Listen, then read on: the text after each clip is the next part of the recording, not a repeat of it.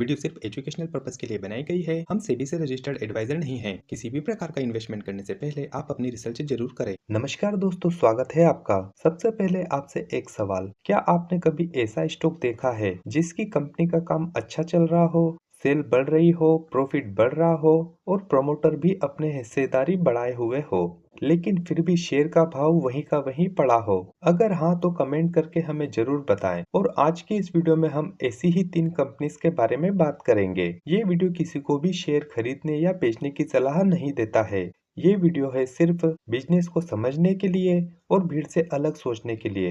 अगर आपको भी ऐसे इंफॉर्मेटिव वीडियो पसंद आते हैं तो वीडियो को एक लाइक अवश्य करिएगा और चैनल को सब्सक्राइब करना ना भूलिएगा। तो चलिए शुरू करते हैं। दोस्तों, शेयर बाजार में एक बहुत बड़ा भ्रम है, प्रॉफिट बढ़ेगा तो शेयर का प्राइस अपने आप बढ़ जाएगा। लेकिन हकीकत ये है, शॉर्ट टर्म में मार्केट भावनाओं से चलता है और लॉन्ग टर्म में मार्केट बिजनेस से चलता है। आज की वीडियो हमारी ऐसी ही 3 कंपनियों के बारे में है जिनका बिजनेस स्ट्रॉन्ग है, लेकिन मार्केट अभी उन पर भरोसा करने में समय लगा रहा है। हमारी आज की पहली कंपनी ने अपने इन्वेस्टर्स को पिछले 5 सालों में 65% के रिटर्न दिए हैं और वर्तमान में शेयर अपनी हाई से 31% से ज्यादा करेक्शन दिखा चुका है। ये एक छोटी स्मॉल कैप कंपनी है जिसकी मार्केट कैप लगभग 5,880 करोड़ रुपए की है और जब हम वीडियो रिकॉर्ड कर रहे हैं शेयर 492 रुपए पर ट्रेड कर रहा है। स्टॉक ने अपने 52 वीक का हाई 609 रुपए का और लो 422 रुपए का बनाया था। स्टॉक का पी 46.5 और इंडस्ट्री पी 46.5। इसका आरओसी 14.3% और आरओई 14% है, जो कि ठीक है। कंपनी के ऊपर 901 करोड़ रुपए का कर्जा है, जिसके सामने कंपनी के पास में 1017 करोड़ रुपए के रिजर्व भी है। कंपनी की होल्डिंग पर अगर नजर डालेंगे तो प्रोमोटर की कंपनी में 61.3% की अच्छी स्ट्रॉन्ग होल्डिंग है और वहीं पर एफआईआई की भी कंपनी में 5.79% की और डीआईआई की 14.4% की अच्छी स्ट्रॉन्ग होल्डिंग बनी हुई है। बाकी बचे शेयर पब्लिक के पास में है 18.5% के। कंपनी की सेल पिछले 3 सालों में 20.4% से बढ़ी है और कंपनी का प्रॉफिट पिछले 3 सालों में 34% से बढ़ा है, जो कि कंपनी की ग्रोथ को दर्शाता है। हम यहाँ पर बात कर रहे हैं हिंदुस्तान फूड्स लिमिटेड के बारे में। कंपनी कोई एफएमसीजी ब्रांड नहीं है, लेकिन ये उन बड़ी बड़ी एफएमसीजी कंपनियों के लिए सामान बनाती है जिनके प्रोडक्ट आप और मैं हर रोज इस्तेमाल करते हैं, जैसे कि बिस्किट, नमकीन, रेडी टू ईट फूड, साबुन, शैम्पू, क्रीम जैसे पर्सनल केयर प्रोडक्ट कंपनी बनाती है। कंपनी के क्लाइंट लिस्ट में हिंदुस्तान यूनिलीवर, पीएनजी, इमामी जैसी आदि अनेकों बड़ी बड़ी कंपनियां शामिल है। कंपनी का बिजनेस मॉडल समझेंगे तो बड़ी बड़ी कंपनियां जो कि मार्केटिंग और ब्रांड पर ध्यान देती है, इसका मतलब ये हुआ कि फैक्ट्री इनकी, मशीनें इनकी, क्वालिटी कंट्रोल इनका, लेकिन प्रोडक्ट बिकता है किसी और ब्रांड के नाम से।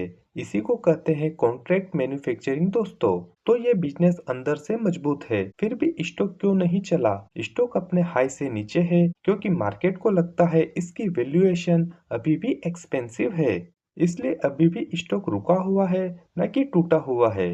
तो चलिए दोस्तों, अब आगे बढ़ते हैं और नजर डालते हैं हमारी आज की दूसरी कंपनी पर, जिसकी शुरुआत शेयर मार्केट में दिसंबर 2023 से हुई है और तब से लेकर आज तक ये कंपनी अपने इन्वेस्टर्स को 21% के पॉजिटिव रिटर्न दे चुकी है। वर्तमान में शेयर अपनी हाई से 23% से ज्यादा का करेक्शन दिखा चुका है। कंपनी की मार्केट कैप 10,166 करोड़ रुपए की है और जब हम वीडियो रिकॉर्ड कर रहे हैं शेयर 1120 रुपए पर ट्रेड कर रहा है। स्टॉक का पी 42.6 और इंडस्ट्री पी 28.2। इसका मतलब ये हुआ कि मार्केट ने कंपनी को एक्सपेंसिव वैल्यूएशन दे रखी है। इसका आरओसी 38% और आरओई 29%, जो कि बेहतरीन है। कंपनी के कर्जे पर नजर डालेंगे तो कंपनी के ऊपर मात्र 99 करोड़ रुपए का कर्जा है, जिसके सामने कंपनी के पास में 962 करोड़ रुपए के रिजर्व भी है, तो कंपनी को कर्ज मुक्त माना जा सकता है। कंपनी की होल्डिंग पर अगर नजर डालेंगे तो प्रमोटर की कंपनी में 75% की अच्छी स्ट्रॉन्ग होल्डिंग बनी हुई है, जो कि एक बहुत ही पॉजिटिव साइन है, जो ये दिखाता है कि प्रमोटर को अपनी कंपनी के ऊपर पूरा विश्वास है। वहीं एफआईआई की भी कंपनी में 7.12% की और डीआईआई की 6.70% की अच्छी होल्डिंग बनी हुई है। बाकी बचे शेयर 11.2% पब्लिक के पास है। कंपनी की सेल पिछले 3 सालों में 18.6% से और कंपनी का प्रॉफिट पिछले 3 सालों में 19.5% से बढ़ा है, जो कि बहुत ही अच्छी ग्रोथ को दर्शाता है दोस्तों। यहाँ हम बात कर रहे हैं इनॉक्स इंडिया लिमिटेड के बारे में। ये एनर्जी और इंडस्ट्रियल इंफ्रास्ट्रक्चर में काम करती है। कंपनी क्या करती है, तो ये स्पेशल टाइप के टैंक्स और इक्विपमेंट बनाते हैं जिससे कि लिक्विड गैसेस जैसे ऑक्सीजन, नाइट्रोजन, एलएनजी, हाइड्रोजन आदि को बहुत ही लो टेम्परेचर पर सेफली स्टोर और ट्रांसपोर्ट कर सकें। ये सिर्फ प्रोडक्ट नहीं बल्कि कंप्लीट सिस्टम सॉल्यूशन देते हैं, जैसे प्लानिंग, इंजीनियरिंग, मैन्युफैक्चरिंग और साइट पर लगाना सब कुछ। अगर शॉर्ट में समझे तो ये एक हाईटेक इंजीनियरिंग कंपनी है जो बहुत ही ठंडे टेम्परेचर में यूज होने वाले क्रायोजेनिक टैंक्स और सिस्टम बनाते हैं जो हॉस्पिटल, इंडस्ट्रीज, गैस कंपनीज और एनर्जी सेक्टर में काम आते हैं। अगर भविष्य के नजर से समझे तो क्लीन एनर्जी, एलएनजी और हाइड्रोजन पर पूरी दुनिया काम कर रही है। जहां जहां ये टेक्नोलॉजी जाएगी वहां इनॉक्स इंडिया जैसी एक्सपर्ट्स की जरूरत होगी। पर अभी स्टॉक क्यों नहीं चल रहा? क्योंकि मार्केट अभी इंतजार कर रहा है आईपीओ के बाद कंपनी की ग्रोथ आगे भी बनी रहती है या नहीं। ये दिखाता है कि निश बिजनेसेस में भी भरोसा बनने में समय लगता है। तो हम अब नजर डालते हैं हमारी आज की तीसरी कंपनी पर। उसके पहले निवेदन है दोस्तों, वीडियो को एक लाइक देना ना भूलें। हमारी आज की तीसरी कंपनी की मार्केट कैप 9,094 करोड़ रुपए की है और शेयर वर्तमान में 1108 रुपए पर ट्रेड कर रहा है जब हम वीडियो रिकॉर्ड कर रहे हैं। स्टॉक का पी 63.6 और इंडस्ट्री पी 33.8, यानी कि स्टॉक अपनी इंडस्ट्री पी के सामने काफी महंगा नजर आता है। इसका आरओसी 20.5% और आरओई 14.30%, जो कि अच्छा है। और कंपनी के ऊपर 366 करोड़ रुपए का कर्जा है, जिसके सामने कंपनी के पास में 1089 करोड़ रुपए के रिजर्व भी मौजूद है। इसकी होल्डिंग अगर देखेंगे तो प्रमोटर की कंपनी में 50% की, एफआईआई की 6.9% की, डीआईआई की कंपनी में 0.82% की और बाकी बची होल्डिंग 42.3% की पब्लिक के पास है। कंपनी की सेल पिछले 3 सालों में 44.8% और प्रॉफिट पिछले 3 सालों में 55.9% से बढ़ा है, जो कि कंपनी की ग्रोथ को दिखाता है।